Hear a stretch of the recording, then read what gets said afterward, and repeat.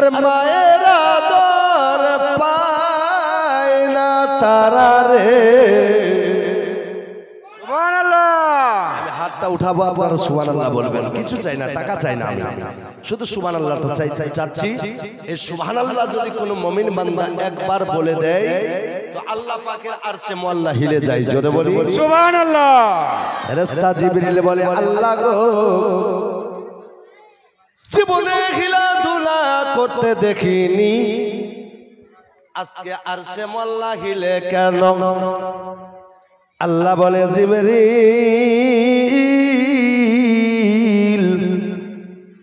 ও আমার জিবরাইল, তুমি কি জানো না কেন হিলে?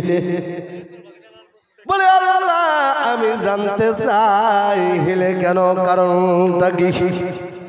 বলে, জিবরাইল, এজন্য আমার আরশে মুআল্লা হিলে। গ্রামটার নাম কি হুজুর? কলা। ওই কলহা গ্রামে আমার বান্দারা সৌন্দর্য একটি জালসার মেহফিল সাজিয়েছে। যোগ্য যোগ্য উলামায়ে কেরাম, নবীর ওয়ারিসগণ কোরআন এবং হাদিসের বাণী বয়ান করতেছে। আমার বান্দারা শুনে শুনে শুনে শুনে জোরে জোরে খুশি মনে সুবহানাল্লাহ বলতেছে। ও জিবরাইল, এই জন্য আজকে আমার আরশে মুআল্লা হিলতেছে। জিবরাইল বলে, আল্লাহ হিলাধুলা কি বন্ধ হবে না? সুবহানাল্লাহ, সুবহানাল্লাহ। আল্লাহ বলে, জিবরাইল, হিলাধুলা বন্ধ হবে যতক্ষণ পর্যন্ত জালসা করনেওয়ালা বান্দার, জালসা করওয়ানেওয়ালা বান্দার, সুবহানাল্লাহ বলনেওয়ালা বান্দার, সুবহানাল্লাহ বলনেওয়ালি বান্দির আমি আল্লাহ যতক্ষণ পর্যন্ত গুনাহ মাফ না করব ততক্ষণ পর্যন্ত আমার আরশে মুআল্লা হিলাধুলা বন্ধ হবে। তাহলে জোরে বলি সুবহানাল্লাহ, মাশাআল্লাহ, সুবহানাল্লাহ। এই জন্য কবি বলছেন, বাবা শুনেন, হরে বিদেশেতে থাকে যারা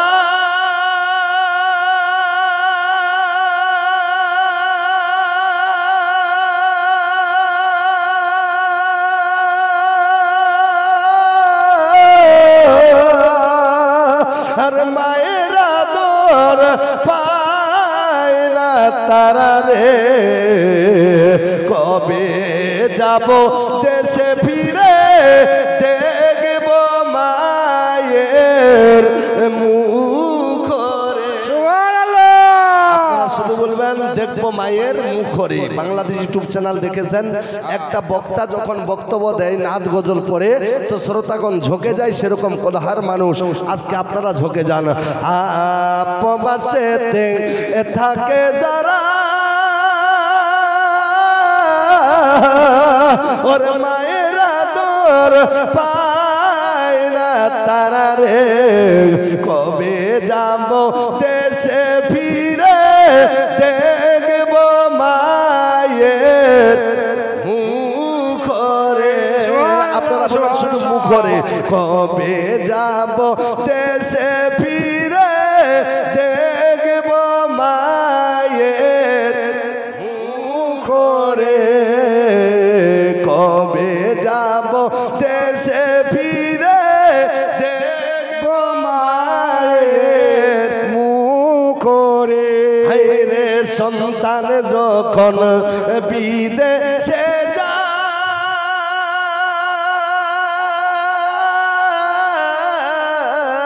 মার কলিজা ফাটিয়া যায় রে, সন্তান যখন বিদেশে যায়, মার কলিজা ফাটিয়া যায় রে, কেঁদে কেঁদে চোখের জলে বালি সবই যায়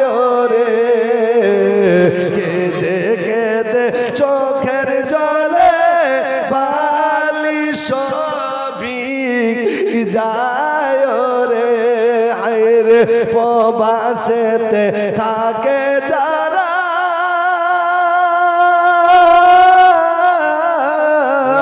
মায়ের আদর পায় না তারা রে কবে যাব দেশে ফিরে দেখব মায়ের মুখরে বলবেন মুখরে কবে যাব দেশে ফিরে দেখব নয়ন ভরে রে কবে যাব দেশে ফিরে দেখব মায়ের মুখরে মাশাআল্লাহ মাশাআল্লাহ কবে যাব দেশে ফিরে দেখব মায়ের মুখরে হায়রে সন্তান যখন বিদেশে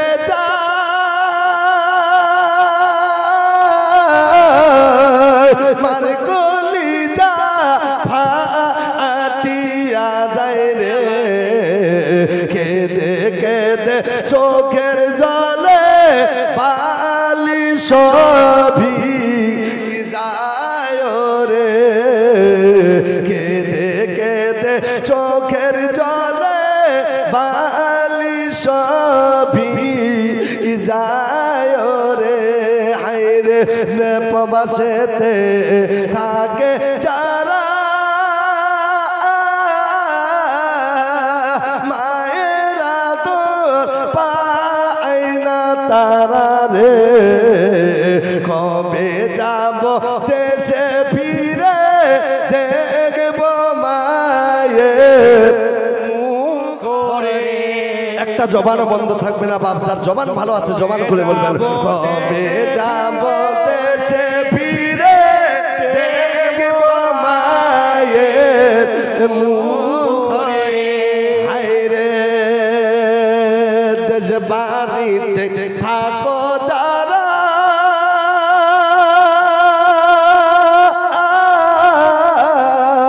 মায়ের আদর করো তারা রে দেশ বাড়িতে থাকো যারা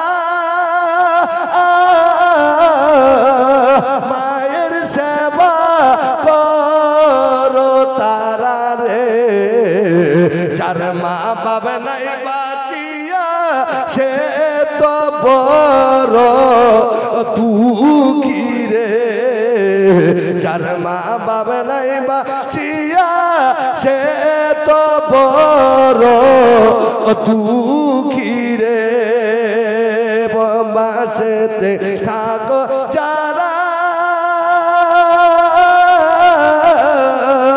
মায়ের আদর পায় না তারা রে কবে যাব দেশে ফিরে দেখব নয়ন ভরে রে জোরে বলি আরেকটু জোরে আরেকটু মহব্বতে ইয়া রাসূলুল্লাহ সুন্নি মুসলমান ভাই সবাই জোরে বলি ইয়া রাসূলুল্লাহ আল্লাহর দরবারে আপনার হাতটাই সাক্ষ্য থাকবে কাল হাসরের ময়দানে সৌন্দর্য মেহফিলে রসুলের মেহফিলে আল্লাহর মেহফিলে গেছিলাম এই হাতটা উঠিয়ে বলেছিলাম ইয়া রাসূলুল্লাহ হাতটাই আপনার সাক্ষী থাকবে একবার জোরে বলি সুবহানাল্লাহ আসুন বেরাদার ইসলাম নাত গজল আপনাদের শোনাবো যতক্ষণ শুনবেন ততক্ষণ শোনাবো তবে বস্তা ভরে নিয়ে এসেছি একটু সময় দরকার বাবা এই বস্তার মুখটা এখনো খুলিনি আল্লাহর রহমতে আস্তে আস্তে খুলতে থাকবো আপনাদের দিয়ে যাব একবার জোরে বলি সুবহানাল্লাহ সুবহানাল্লাহ ওয়া তাআলা পবিত্র কোরআন পাকে বলেছেন হুজুর ফাদখুলি ফি ইবাদি ওয়াদখুলি জান্নাতি আল্লাহ পাক বলেন বান্দা শুনো যারা আমার পরিষ্কার বান্দা হবে যারা মুত্তাকি বান্দা হবে যারা কামিয়ালা হবে যারা দিনদার হবে যারা ইমানদার হবে যারা নামাজি হবে যারা মা বাপের খিদমত করবে ছোটদের স্নেহ করবে বড়দের মহব্বত করবে উলামায়ে কেরামের তাজিম করবে উঠতে বসতে নবীর দরুদ পড়বে, চলতে ফিরতে নবীর কলেমা পড়বে, মসজিদে আজান হওয়ার পর যে ব্যক্তিটা মসজিদে গিয়ে আল্লাহর 5 ওয়াক্ত নামাজ আদা করবে, আল্লাহ তাবারক ওয়া তাআলা বলেন ওই ব্যক্তিকে কাল হাসরের ময়দানে আমার নিজের কুদরতি হাতের দ্বারাই হাত ধরে টেনে টেনে আমি আল্লাহ তাকে জান্নাতে দাখিল করে দেব। ও মুসলমান ভাই, একটু শুনুন শুনুন, আপনারা হুজুরের জবান দিয়ে শুনছিলেন গাউসে পাকের জীবনী, গাউসে পাকের একটু কাহিনী আপনাদের শোনাতে চাই। আমার গাউসে পাক আব্দুল কাদের জিলানী কেমন সন্তান ছিলেন মা বোনেরা, আপনারা কেমন সন্তান দেখেছেন, আপনারাও হলেন মা। আমার গাউসে পাকের মা হচ্ছে মা জননী খাতুনে জান্নাত, মা জননী উম্মুল খায়র ফাতেমা, যার নাম আপনারা শুনেছেন আর শুনলে হয়ে যাবেন দিওয়ানা। আমার গাউসে পাক আব্দুল কাদের জিলানী কুতুবে সুবহানী মেহবুবে রব্বানী, আমার গাউসে পাকের বয়স মাত্র 7 থেকে 8 বছর। আমার গাউসে পাক নিজের বাড়িতে খেলা করতেছেন, এমন তো অবস্থা খেলতে খেলতে খেলতে খেলতে ও আব্বা জানেরা, আমরা সন্তানকে নিজে লালিত পালিত করি, নিজের বাড়িতে সন্তান আমরা লালন পালন করি। ওই সন্তানটা দেখবেন দাদা ফ্রি ফায়ার নিয়ে খেলা করে, আপনার ক্যারাম বোর্ড নিয়ে খেলা করে, ভলিবল নিয়ে খেলা করে, আপনার ক্রিকেট নিয়ে খেলা করে, দেখবেন মোবাইল নিয়ে খেলা করে।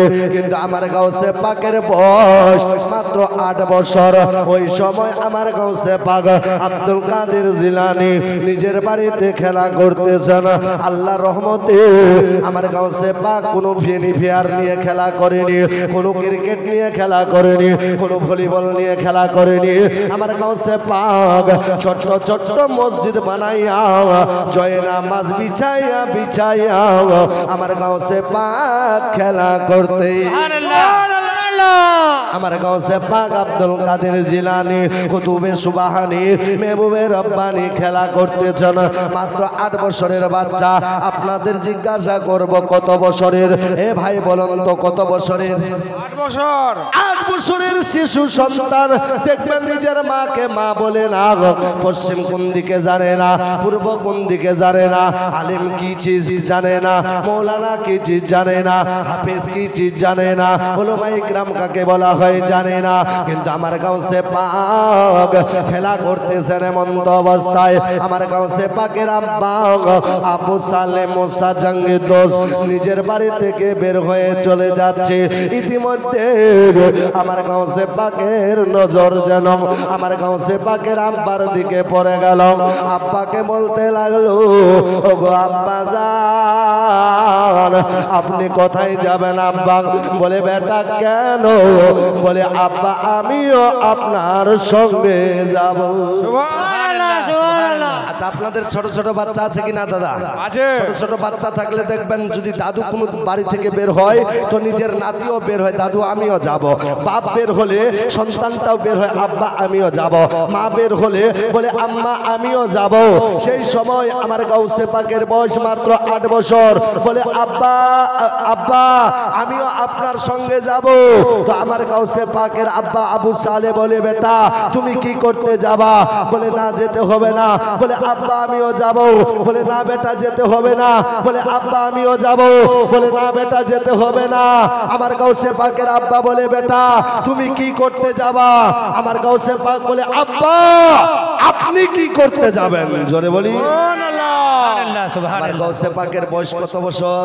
8 বছর। মনে রাখবেন কথাটা বেরাদার, কিতাবের মধ্যে পাওয়া যায় 8 বছরের সন্তান। আমার গাউসে পাক বলে আব্বা আপনি কি করতে যাবেন? বলে বেটা আব্দুল কাদের আমি কি করতে যাব তুমি শুনবে? বলে হ্যাঁ আব্বা একটু বলুন, আব্বা একটু বলুন। আমার গাউসে পাককে তখন বলতে লাগলো বেটা আজকে শুক্রবারের দিন রে বেটা, আজকে যাব আমি ইরাকের মসজিদে জুম্মার নামাজ পড়াতে। জোরে বলি এ ভাই কোথায়? ইরাকের মসজিদে আমি যাব জুম্মার নামাজ পড়াতে। তুমি কি করতে যাবা বেটা? তো আমার গাউসে পাক বলে আব্বা আপনি যাবেন নামাজ পড়াতে, তো আমি আব্দুল কাদের যাব আপনার সঙ্গে নামাজ পড়তে। এখানে যদি বলা যায় কে কে নামাজ পড়েন তো অনেক মানুষের হাতগুলো ঠুটা হয়ে যাবে। ছোট্ট হয়ে যাবে। আজকে জোরে জোরে সুবহানাল্লাহ বলতে বলছেন, কিন্তু যদি বলি নামাজ কে কে পড়েন ভাই একটু হাতগুলো উঠান তো দেখবেন। দেখেন এত মানুষের ভিতরে ওই কয়টা নামাজ দুনিয়া টিকবে বলেন তো? কালকে বলবে শালার বেটা মৌলবি এত সুন্দর জালসা করেছে, শালার বেটা মৌলবি, শালার মৌলবি এত জালসা করেছে শালা। কিন্তু বেরাদার, জালসা করার নাম বড় না, এই জালসা করে যারা শুনে শোনার পরে আমল করে তার নামটা হলো বড়। জোরে বলি আমার গাউসে পাক বলে, আব্বা আপনি যাবেন নামাজ পড়াতে, তো আমি যাব নামাজ পড়তে। সুবহানাল্লাহ। আপনার এখানে টাকা অনেক আছে মনে হয়, আলহামদুলিল্লাহ, সুবহানাল্লাহ, বহু খুশি, সুবহানাল্লাহ সুবহানাল্লাহ। মনে হচ্ছে যে বস্তা দিয়ে আজকে বাতা যাবে, আলহামদুলিল্লাহ। একবার জোরে বলি সুবহানাল্লাহ। সুবহানাল্লাহ। কেমন করে ঘুমাও তুমি ও মা, কেমন করে ঘুমাও তুমি, ফজর করে কাজা, এমন তো হতে পারে জোহরে জানাজা। হতে পারে কি পারে না বা? পারে। আল্লাহু আকবার। আপনারা শুনেছেন গজলটা, কিন্তু খুব ভালো গজল, আপনাদের নতুন নতুন শোনাবো ইনশাআল্লাহ তাআলা। আমার গাউসে পাক যাচ্ছিলেন, কোথায় যাবেন? বলে আব্বা আপনি যাবেন নামাজ পড়াতে, তো আমি আব্দুল কাদের যাব নামাজ পড়তে। আমার গাউসে পাকের আব্বা জানা মুসালে মুসা জঙ্গে দোষ রহমাতুল্লাহ আলাইহি যেমনি কথাটা শুনতে নাই দাদা, সাথে সাথে কলিজা বড় ঠান্ডা হয়ে গেল। আমার গাউসে পাকের আব্বা আবু সালে মুসা জঙ্গে দোষ এভাবে বেটাকে নিজের বুকের উপরে উঠিয়ে নিল। লেবার পর আমার গাউসে পাকের আব্বা নিজের বেটার গালে হোঠে মুখে যেন চুম্মা দিতে লাগলো। এত চুম্মা দেয়, চুম্মা দিতে দিতে নিজের বাড়ির ভিতরে প্রবেশ করলাম। যাবার পরে আমার গাউসে পাকের আব্বা হযরতে উম্মুল খায়র ফাতেমাকে ডাকতে লাগলাম। বলে ফাতেমা বাড়িতে আসো নাকি? ফাতেমা, ও বিবি ফাতেমা বাড়িতে আসো নাকি? যেমনি ফাতেমা হযরতে আবু সালেহ মুসার ডাক পায়, স্বামীর ডাক পাবার সাথে সাথে দৌড়ে যেন স্বামীর সামনে যেন দাঁড়িয়ে গেল।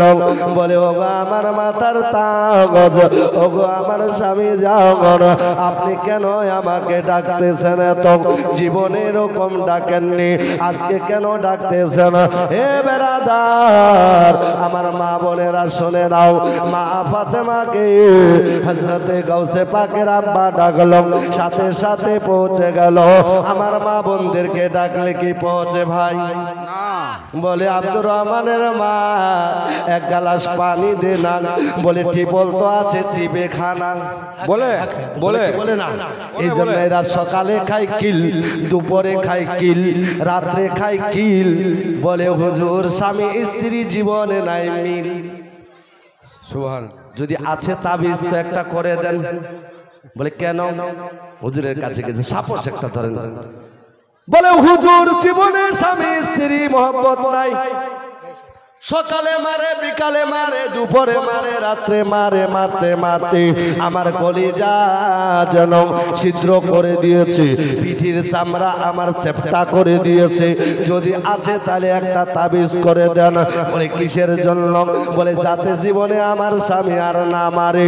বলে ঠিক আছে মা, তোকে তাবিজও করে দিব, তেল পানি করে দিব, তোকে সুন্দর করে মা ফুকিয়ে দিব, জীবনে তোর স্বামী তোকে আর মারবে না।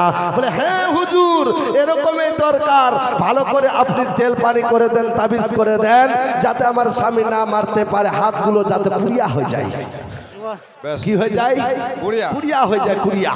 আপনাদের দিকে মহিলা মা বোনেরা আমার ভালো আছে মনে হয়, এরা স্বামীর মায়ের খায় না, এরা খুব ভালো আছে আলহামদুলিল্লাহ। আমাদের দিকে খাই, কারণ হাল চলাতে যাই তো স্বামী, সকালবেলা যখন যাই তো বিবি নাক টানে ঘুমিয়ে যায়, বিবি নাক টানে ঘুমিয়ে যায়। 10টার সময়, 11টার সময় হয়ে যায়, 12টা হয়ে যায়, তবুও বাবা রান্না করতে আলহামদুলিল্লাহ, ঠিক আছে, দান ইনশাল্লাহ হয়ে যাবে। রাজু মোহাম্মদ 1 বস্তা সিমেন্ট দান করলেন, আল্লাহ ওনার দানকে কবুল করুক, সকলে বলি আমিন। একটু শুনেন বাবা, একটু শুনেন, যেহেতু এত দূর থেকে এসেছি আমি নতুন আপনাদের জন্য, আর আপনারা আমার জন্য নতুন নতুন ধাঁধা নিয়ে আপনাদের শোনাবো, চোখের পানি পড়ে যাবে। একবার জোরে বলি সুবহানাল্লাহ। বলে হুজুর দেন না তাবিজটা করে, বলে যাতে জীবনে না মারে। বলে ঠিক আছে মা, যা তাবিজ করে দিব, ঠিক, তবে তোকে 3টা কাজ করতে হবে। কয়টা? 3টা। 1 নম্বর, যখন তোর স্বামী কাজে যাবে তখন তুই চা বানিয়ে দিবে। 2 নম্বর, যখন 10টা বাজবে গরম ভাত রান্না করে নিয়ে যাবি। যখন তোর স্বামী বাড়ি আসবে তার আগে তেল সাবান গামছা তৈয়ার করে রাখবি, আর তেল পানিগুলো ভালো করে মালিশ করবি, তেল পানিগুলো ভালো করে লাগাবি। বলে ঠিক আছে হুজুর, ওটাই করবো। ফের 3 দিন পরে খবরটা দিবি মা মারে কি মারে না, এইটাও আমি দেখতে চাই, শুনতে চাই। বলে ঠিক আছে হুজুর। চলে গেল তেল পানি তাবিজ করে নিয়ে যাওয়ার পরে 1 দিন লাগায়, 2 দিন লাগায়, আর স্বামীর ওই সেবাটা করে, করার পরে বাবা 2 দিন হয়ে গেছে, আর মারে না, শুধু খালি মালিশ করে চলে যায়, শুধু মালিশ। এত মালিশ করে, এত মালিশ করে। বলে হ্যাঁ, তুই যে আমাকে কেন মালিশ করিস আমি তো জানি, তেল পানি করে নিয়ে এসেছি হুজুরের কাছ থেকে, এই জন্য ওইটা কাজ দিয়েছে। আল্লাহু আকবার। 3 দিন হয়ে যায়, হবার পরে তখন চলে যায় ফের মৌলভী সাহেবের কাছে। বলে হুজুর, আপনি যে তেল পানিটা করে দিয়েছিলেন এত কাজে দিয়েছে হুজুর, আমাকে আর আমার স্বামী মারে না, আমার স্বামী মারে না। ভাই জোরে বলবেন, আমার স্বামী মারে না, মারে না। তো বলে কি করে? বলে খালি মালিশ করে চলে যায়। এখন খালি সত্তায় দেয়, খালি মালিশ করে চলে যায়। আল্লাহু আকবার। বলে মা এত কাজ দিয়েছে, বলে আপনার তেল পানি খুবই কাজ দিয়েছে হুজুর, আর মারে না, শুধু মালিশ করে চলে যায়। আমার ওই মৌলানা সাহেব বলে মা শুন, আমার তেল পানি তোকে কাজ দেয়নি, বরঞ্চ তোর কাজটা, তোর কর্মটাই তোকে কাজ দিয়েছে। ভাই জোরে বলি, কি কাজ দিয়েছে? তোকে কর্মটাই তোকে কাজ দিয়েছে। আসুন শুনুন বেরাদান ইসলাম, আমার গাউসে পাকের মা কেমন ছিলেন? হযরতে উম্মুল খায়র ফাতেমা। আল্লাহু আকবার। হযরতে উম্মুল খায়র ফাতেমা দাঁড়িয়ে গেল, বলে স্বামী, ওগো আমার স্বামী, জীবনে আপনি এরকম ডাকেননি, আজকে কেন ডাকতেছেন? স্বামী এমন কি হয়েছে একবার বলো বলো। বলে ফাতেমা, আমি এমন একটা কথা শুনলাম রে ফাতেমা, আমার কলিজা বলো ঠান্ডা হয়ে গেল। ওরে ফাতেমা, দেরি আর করিস না ফাতেমা, দেরি করিস না, তাড়াতাড়ি যা যা যা, আমার বেটা আব্দুল কাদেরকে সুন্দর করে গোসল দিয়ে দাও, সুন্দর করে কাপড় পরিধান করিয়ে দাও, আতর সুরমা লাগিয়ে দাও। বলে কারণটা কি? বলে আমি যাব নামাজ পড়াতে, আমার বেটা বলেছে আমি যাব নামাজ পড়তে। কোনো বেটা কোনো বাপকে বলেছি আজ পর্যন্ত আব্বা আপনি তো যাচ্ছেন মসজিদে, আমিও যাব? কেউ বলেনি বাপ যদি মসজিদে যায় তো সন্তান মোবাইল নিয়ে পাগল হয়ে যায়। এই জন্য আমার মা বোনদের বলতে চাই, আপনারা শুনেছেন গাউসে পাকের মা যখন নিজের বেটাকে নিজের পেটে রেখেছিল গো মা, কোনোদিন মোবাইল দেখেনি, মোবাইল ছিল না, শুধু আল্লাহ পাকের কোরআন তেলাওয়াত করত। সুবহানাল্লাহ।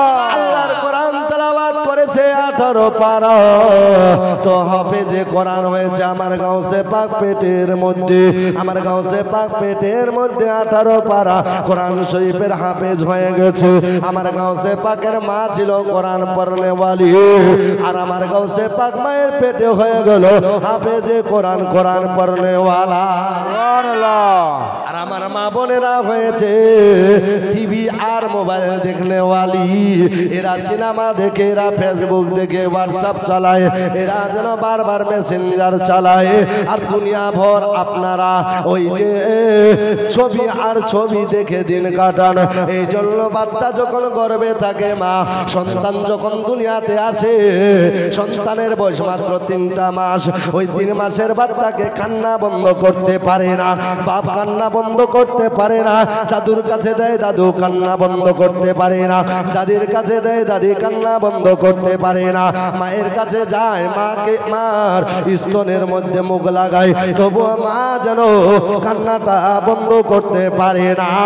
আর যখন 3 মাসের বাচ্চাকে হুজুর এই বড় মোবাইলটা দিয়ে দিল, সাথে সাথে কান্না বন্ধ হয়ে গেল। সুবহানাল্লাহ। আমরা মোবাইল দেখেই জন্ম দিয়েছি বাচ্চাকে, এই জন্য বাচ্চাটা 3 মাসের বাচ্চা মোবাইল কি চিনে, ওই মা আগে জানিয়ে দিয়েছে, মা আগে দেখেছিল, এই জন্য 3 মাসের বাচ্চাটাও মোবাইল দেখলে কান্নাটা বন্ধ হয়ে যায়। আল্লাহু আকবার। আমার গাউসে পাক তাড়াতাড়ি আগের দিকে যায়। আমার গাউসে পাক আব্দুল কাদের জিলানীর মা উম্মুল খায়র ফাতেমা সুন্দর করে যেন গোসল দিয়ে দিল, সুন্দর করে যেন কাপড় পরিধান করিয়ে দিল, সুন্দর করে আতর সুরমা লাগিয়ে দিল। মা জননী খুশি মনে যেন বেটাকে বিদায় করে দিল, বলে বেটা রে বেটা যা যা যা, আমি এজাজত দিলাম তোর জনম দুঃখিনী মা। সুবহানাল্লাহ। যা বেটা যা যা, আমি এজাজত দিলাম তোর জনম দুঃখিনী মা। আমার গাউসে পাক যেন মার এজাজত পাবার পর দাদারা ভাইরা আমার একটু শুনুন, কলিজা ঠান্ডা হয়ে যাবে। আমার গাউসে পাক যেন চলতে লাগলো, চলতে চলতে চলতে চলতে 8 বছরের বাচ্চাকে নিয়ে আব্বা যান যেন বিশাল বড় একটা জঙ্গল, ওই জঙ্গলের মাঝখান দিয়ে যেন পার হতে লাগলো। জঙ্গলের মাঝখানে গেছে, যেতে না আব্বা যেন একটু দাঁড়িয়ে গেল, বলে বেটা আব্দুল কাদের জায়গাটা ভালো নাই রে বেটা, মহাবিপদের জায়গা, বাঘ ভাল্লুকের জায়গা রে বেটা, বাঘ ভাল্লুক আসতে পারে, বিপদ আসতে পারে বেটা, বিপদ আসতে পারে। আমার গাউসে পাক বলল আব্বা আমরা চুরি করতে যাই না, আমরা ছিনতাই করতে যাই না, আমরা রাহাজানি করতে যাই না, আমরা মারপিট করতে যাই না, আমরা জেনাবাজি করতে যাই না, আমরা চুগলখড়ি করতে যাই না, আমরা কাউকে ধোঁকা দিতে যাই না। ওগো আব্বা বরঞ্চ আমরা আল্লাহর ইবাদতের জন্য যাচ্ছি। আব্বা যতই বড় বিপদ আসুক না কেন, যে আল্লাহর ইবাদতের জন্য যাচ্ছি আব্বা, ওই আল্লাহ আমাদের জানের হেফাজত করে নিবে। সুবহানাল্লাহ। এ ভাই হেফাজতের মালিক কে? আল্লাহ। আচ্ছা বুঝতে পারছেন কথাগুলো আমার? হ্যাঁ চলবে তো এরকম? চলবে। সারা রাত শুনলেও শোনাবো ইনশাআল্লাহ আপনাদেরকে, কলিজা ঠান্ডা হয়ে যাবে। শুনুন আমার গাউসে পাকের আব্বা যেমনি ওই কথা